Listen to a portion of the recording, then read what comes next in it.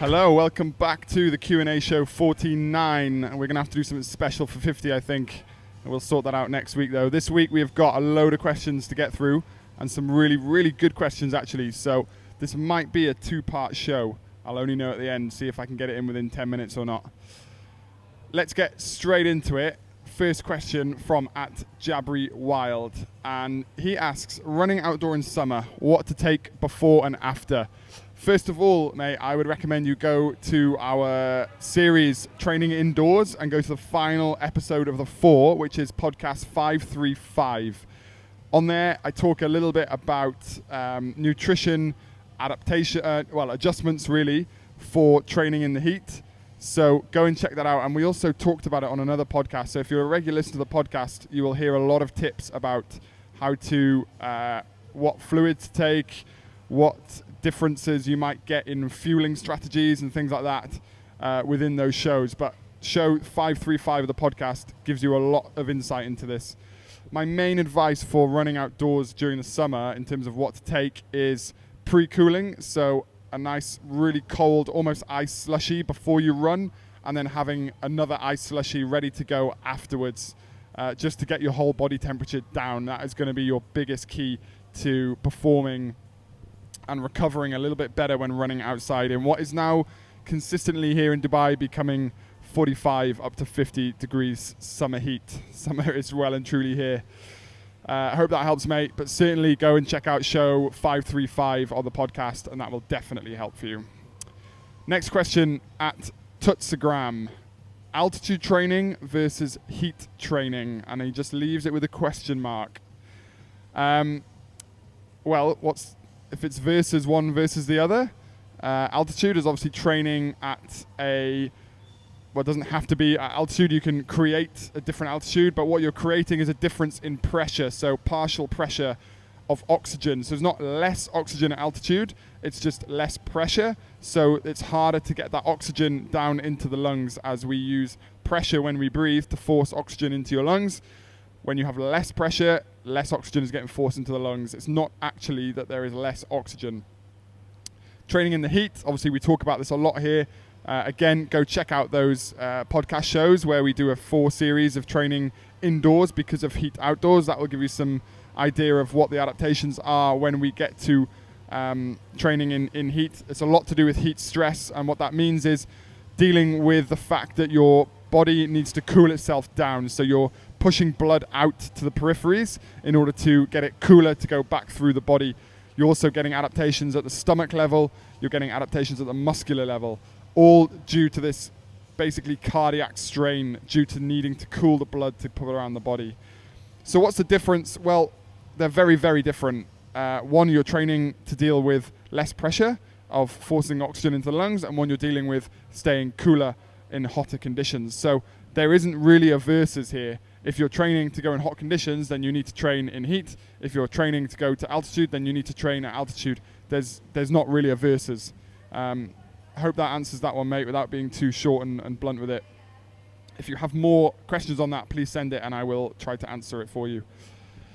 Cool, next one, @the_Barefoot Kiwis. And this is a bit of a deep question from Zoe, but I like it, and I stuck it in because I think it's quite a good one. How do you get people to realize their potential? I think my thoughts on this has changed over the years as I've been a coach.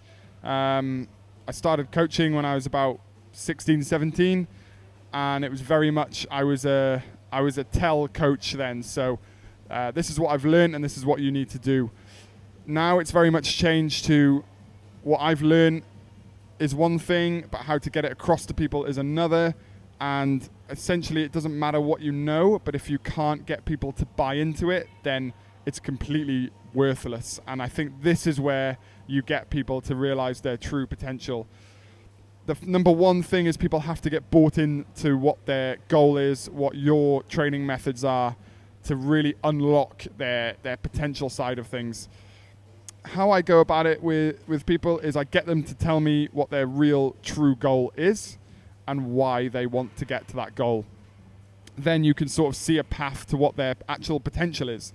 If their goal is to run a 5K, then their potential might be to run a marathon, but they they don't have that in their head. So then is it really their potential? Because at the moment it's not even a viable factor for them. So you might start off a little bit smaller and say, okay, we're running for that 5K, but along the way, I want you to think about what it feels like. Could you do more? Could you go longer? And make them start to think more about the potential. And instead of telling them 5K, well, you could do a marathon, make them come to that realization on their own of what they can actually achieve.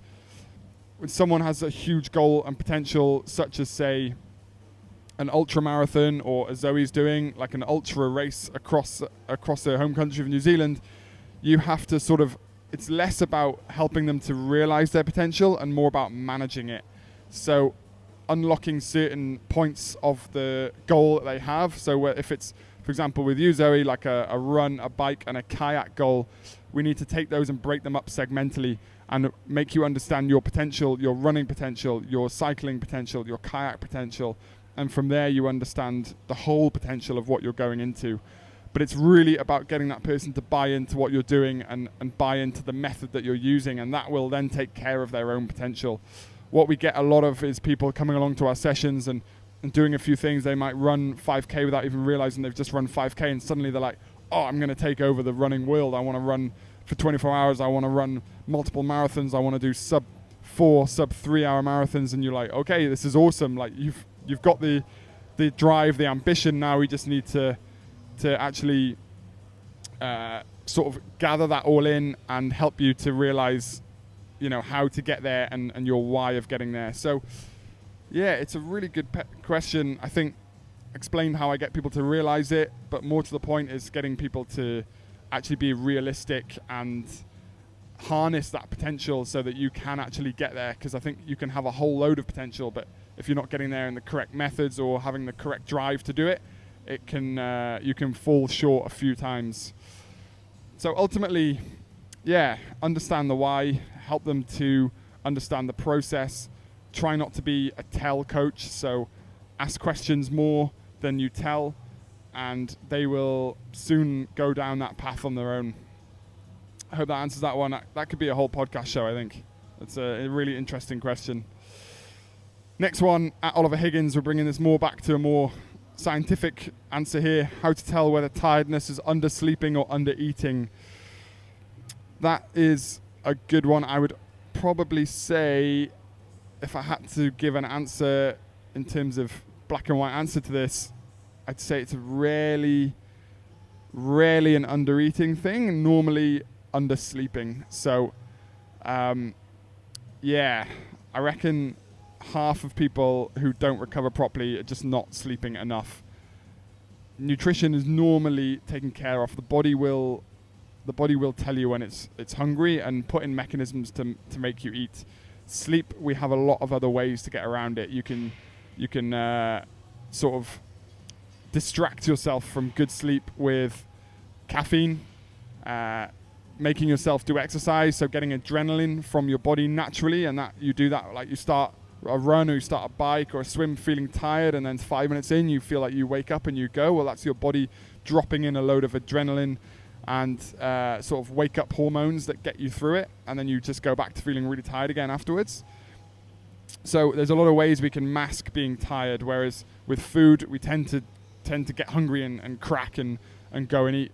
It doesn't say you eat everything, but you normally will end up by the end of a week being in a sort of calorie sort of evenness. Whether you like go starving one day and then eat loads the next, your body always tends to find a way to make a balance there. But with sleep, we definitely don't make a balance. Like you can almost guarantee at the end of the week you're at a net loss of sleep. So yeah, mate, I would say it's normally an undersleeping problem. Next question at Humaid Al Gandhi, and he asks, which is better, cold water immersion or cryotherapy for recovery? I'm going to play a bit of devil's advocate here with this one. There are very few studies out there that show cold water immersion or cryotherapy actually is more beneficial for recovery than other methods. If I was to give one, I would say cryotherapy. The reason I like cryotherapy is it's a very high dose of cold on your muscles. It's done within 3 to 3.5 minutes, and you really shock your body into what you're essentially trying to do is wake up certain mechanisms of the body that that wake up during times of extreme cold. So you get it over and done within 3.5 minutes. Cold water immersion, for the same effect, you need to be in that cold water for like 10, 12, 15 minutes, depending on how cold it is. So the whole process is a lot more stressful. And as we know, stress is stress in the body, whether you're stressing yourself through work, whether you're stressing yourself through training, it's still stress. And actually, what we're finding with cold water stuff or ways of recovery that actually take in stressing the body is, yeah, okay, it's going to help with certain mechanisms that improve blood flow, help make your muscles feel less tired, help the body feel more awake afterwards, sleep better. But actually that stress you're putting yourself through is still stress. So are you actually recovering? I think the best way to put it is you're hitting a certain element of recovery. You're hitting the element where you are reducing, clearing toxins out of the muscle by creating more blood flow. So you're putting the blood back into your central system, so in the organs, back into the heart to get it refreshed, reoxygenated blood, fresh vitamins, fresh minerals, putting out into the body. But the payoff is you'll go through a stressful time of it. So what I would find is most of these mechanisms for recovery are really good if you then have the time to go and sleep and relax afterwards. Then you'll be awesome. So cryotherapy, tend to do it after pretty much a harder morning. If you go and do cryotherapy sort of late afternoon and then you can have dinner and just go straight to bed, you'll feel so much better with your recovery. And same thing with the cold water immersion. But I would say cryotherapy, bang for your buck, is probably a little bit better. So I hope that answers that, mate. Next question. We've definitely run over time. This is part 2 of the show. At Monasarawin. Definitely butchered that name. And he asks, I have flat feet. What running shoe would you recommend? I think we had this question a while ago, and I answered it then, and I'll answer it in exactly the same way. If you have flat feet, there's not really a running shoe out there that is for you. The key is to fixing your flat feet. So doing fascia rolling under your foot to help break up the fascia.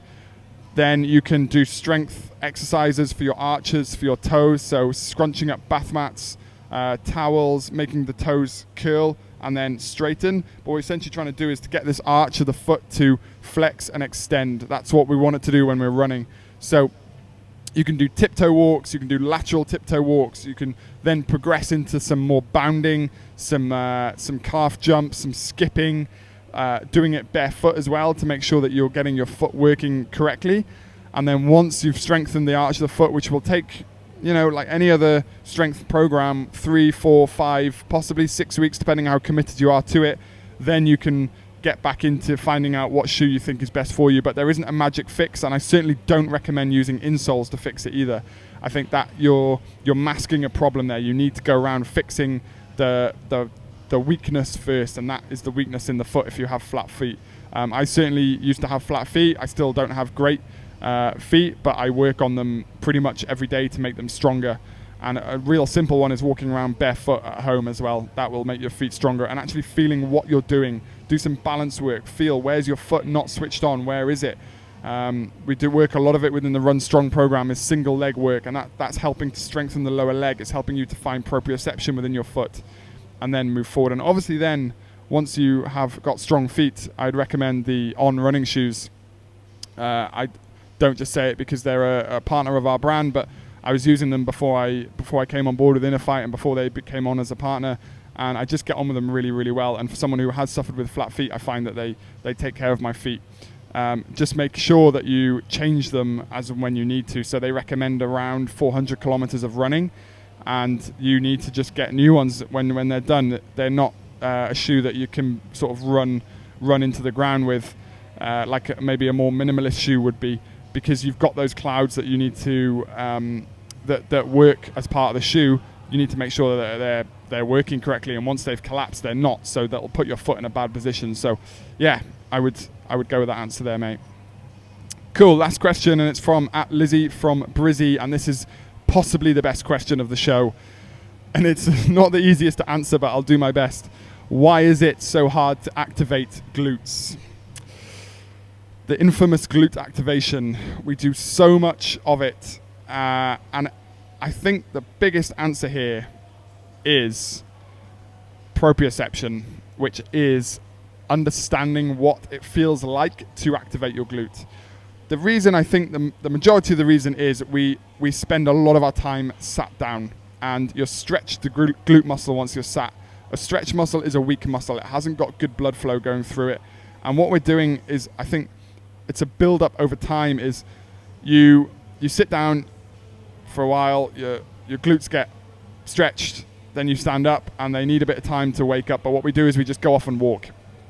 And then you're using sort of other muscles to do what the glutes should be doing. So to walk forwards and stabilize, you tend to start using your hip flexors a bit more, which have been in a shortened state from sitting as well, or you use your lower back a little bit more. Your hamstrings tend to get switched off at the same time while you're sitting down. And I just think we just don't know what it feels like to actually use your glutes. And I've spent so much time, like, if I think about all the coaching hours I've spent with people trying to get them to squat properly, deadlift properly, like running drills, balance work, and they're just so unactivated at their glutes. They're hanging off their ribs. Their lower back is like firing constantly.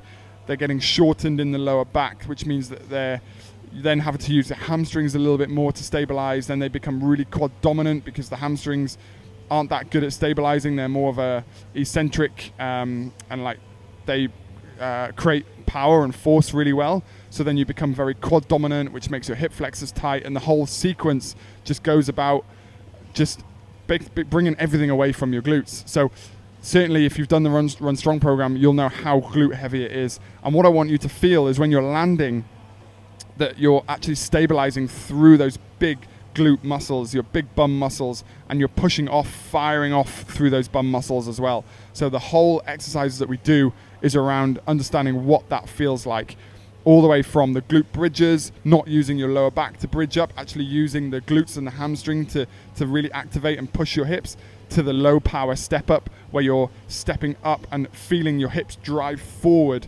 It's not a case of squatting and then standing. It's a case of putting the foot in and driving and pulling your hips up and through. And that pull, when your hip extension is coming from the glutes, not being pulled up through the ribs and the shoulders. People who tend to find it really hard to balance doing that tend to try and pull themselves up with the upper body, and you can just see that there's nothing going on from a glute perspective. So yeah, there's a few other options to that answer. Why is it so hard to activate? But I think the main one is it comes down to proprioception, and just basically we're sat down so much of our day that the glute muscle is getting stretched. It's not being used as it should be, and then we try to go and use it, or do we exercises where we need them and we're just not, so other muscles step in and pick up for the work that they're not doing. Hope that answers that, Lizzie. Cool. Right, this has been an epic Q&A, 2 parts. This is the end of part 2. I will be back next week for show 50, and hopefully from quite a cool location I'll film it, and you'll enjoy it. Thanks for watching, guys.